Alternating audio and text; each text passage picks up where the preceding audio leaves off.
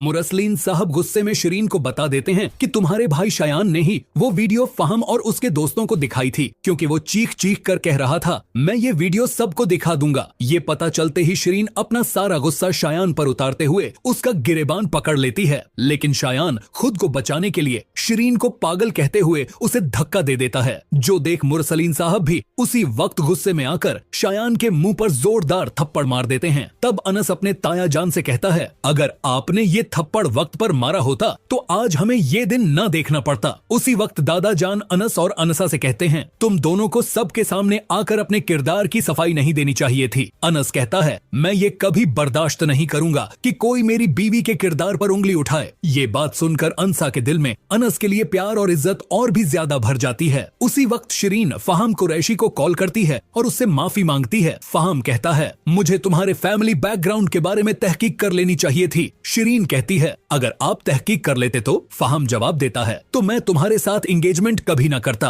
और ये बोलकर फहम अपनी रिंग उतार देता है। ये बात सुनकर शिरीन का दिल टूट जाता है। उसी वक्त शाजिया को एहसास होता है कि आज उसके बेटे शायान की वजह से उसकी अपनी बेटी शिरीन की जिंदगी बर्बाद हो चुकी है। शाजिया शायान को कोसते हुए बोली अगर तुमने अनसा के साथ वो सब कुछ ना किया होता, उसकी फेक वीडियो वायरल ना की होती, तो आज शिरीन की एंगेजमेंट टूटने से बच जाती। ये सारी बातें अनसा दूर खड़ी सुन लेती है और गुस्से में आते हुए वो भी शायान के मुंह पर जोरदार थप्पड़ मार देती है। हर किसी से बार बार थप्पड़ खाने की वजह से बेचारा शायान पागलों की तरह घर छोड़कर भाग निकलता है, लेकिन रास्ते में ही शायान का एक खौफनाक एक्सीडेंट हो जाता है और उसकी मौके पर ही मौत हो जाती है। शायान की मौत और उसकी तदफीन के बाद मुरसलीन साहब पूरी तरह टूट जाते हैं। इधर शिरीन और शाजिया मिलकर दादा जान और अनस से हाथ जोड़कर माफी मांगती हैं, क्योंकि आज तक इन दोनों ने अनस को बहुत दुख और तकलीफें दी होती हैं। अनस उन दोनों को माफ कर देता है। उसी वक्त अचानक दादा जान की तबीयत खराब हो जाती है। अनस और मुरसलीन साहब फौरन दादा जान को हॉस्पिटल ले जाते हैं, जहां डॉक्टर बताते हैं आपके दादा जान के पास बहुत कम वक्त है। ये सुनकर दादा जान मुरसलीन साहब को अपने पास बुलाकर कहते हैं तुम्हें अनस के साथ इंसाफ करना चाहिए और उसका हक उसे लौटा देना चाहिए। मुरसलीन साहब उसी वक्त अपनी कंपनी का आधा हिस्सा अनस के नाम ट्रांसफर कर देते हैं और देखते ही देखते अनस एक बहुत बड़ी फैक्ट्री का मालिक बन जाता है। इसके कुछ देर बाद